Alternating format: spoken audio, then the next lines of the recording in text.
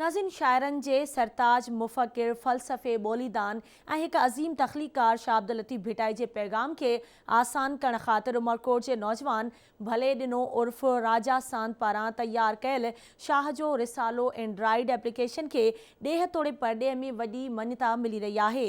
ताज़ो राजा सांद खे उन पोरे एवज़ सक़ाफ़त खाते पारां शाह लतीफ़ एवार्ड सां नवाज़ियो वियो।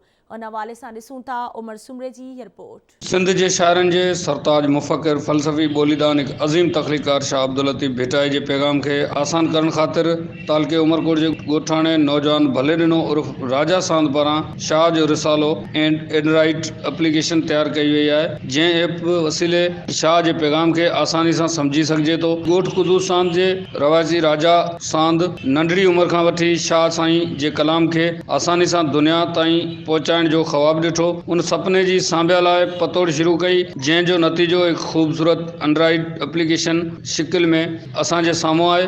राजा सांद जो वालिद रिटायर प्राइमरी उस्ताद खमीसो सांद ॿुधाए थो त राजा इंतहाई ख़ामोशी सां पंहिंजो कमु कंदो रहियो। खेनि ख़ुशी थी आहे त राजा खे शाह ऐं शाह जे ॿोली सां प्यार कंदड़नि वॾी मोट ॾिनी आहे। भले ॾिनो उर्फ़ राजा तमामु महिनती कई महिनत पंहिंजी, असां त ग़रीब माण्हू हुआसीं, इन लेवल ते पहुची कोन सघियासीं। पोइ असांजो ख़्यालु हो पढ़ंदो पाण पंहिंजी ख़ुशी सां हो असां सपोर्ट थोरा घणी कईसीं। ग़रीब हाल सारो तव्हां ढोरनार खां उमरकोट खां सिंध यूनिवर्सिटी ताईं पहुतो। असां जो त मिड़ी हाणे कोन निकिरी सघंदो, पर अलाह जी महिरबानी महिनत पंहिंजी कई, जफ़ाकशी कई, राति ॾींहुं घर में वेही महिनत कंदो। असीं चवंदा एतिरो पढ़ी छो थो की बसि हाणे छॾे ॾियां पियो पढ़ां। केॾी महिल सलवार हिकिड़ी पाए वेंदो, खमीस ॿी पाए वेंदो, केॾी महिल छा हूंदो, पोइ ईअं चरनि भालनि वारो कमु कंदो। अॼु अलाह जी करम सां इहो एवार्ड लतीफ़ अवार्ड मिलियो आहे। राजा जे मामे मोहम्मद हनीफ़ सांद जो चवणु आहे त राजा पंहिंजे मक़सदु माण्हुनि लाइ ॾींहुं राति महिनत कई ऐं एतिरे ताईं हू सलाम दुआ लाइ बि वक़्तु न कढे सघंदो हो। असांखे ॾाढी ख़ुशी थी आहे जो राजा सांद खे शाह लतीफ़ अवार्ड मिलियो आहे। अॻु में जॾहिं असीं राजा खे घर में ॾिसंदा हुआसीं त हू 24 कलाक कंप्यूटर ते लॻो वेठो हूंदो, न असां सां दुआ सलाम कंदो, न ॿी का शइ। असीं चवंदा हुआसीं ईअं हू लॻो पियो आहे, बसि ईअं पंहिंजो मग़ज़ पियो खपाए।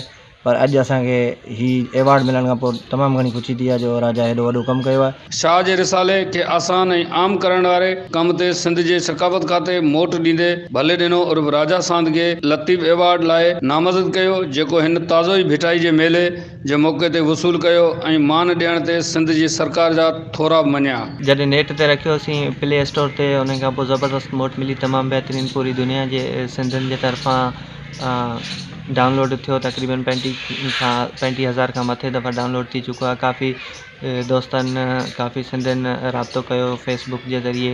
मुंहिंजो फ़ोन नंबर बि उन ते ॾिनल आहे। काफ़ी फ़ोनूं बि आयूं सऊदी अरब खां, कैनेडा खां, अमेरिका खां। काफ़ी दोस्तनि हुतां खां बाक़ाइदे वाखाणियो ऐं बहितरीनु तरीक़े सां।